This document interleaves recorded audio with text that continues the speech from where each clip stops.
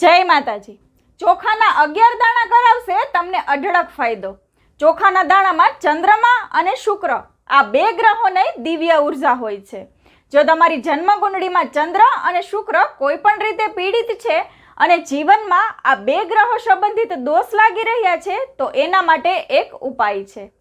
તો શું છે એ ઉપાય ચાલો જાણીએ। એ પહેલા કમેન્ટમાં જય માતાજી લખી દેજો અને આ વિડીયોને શેર જરૂરથી કરજો। કોઈ પણ શુક્રવારે અથવા સોમવાર અને શુક્રવાર બંને દિવસે જમણા હાથની હથેળીમાં 11 ચોખાના દાણા મૂકો અને તેના પર 2 ટીપા ગુલાબ જળના મૂકો। તેના પર ડાબા હાથનો અંગૂઠો મૂકી દો અને ત્યારબાદ આ મંત્ર 3 વાર બોલો, ઓમ શમ શુક્રાય નમઃ, અને 3 વાર બોલો ઓમ શોમ સોમાય નમઃ। પછી એને કોઈ પણ છોડની નીચે મૂકી દો। આ ઉપાય સવારના સ્નાન કરીને તરત જ કરવાનો છે અને એકાંતમાં કરવાનો છે, ગુપ્ત રીતે કરવાનો છે અને ખાસ સોમવાર અને શુક્રવાર આ 2 દિવસ જ કરવાનો છે, પણ 3 થી 4 અઠવાડિયા માટે સતત કરવાનો છે। જય માતાજી।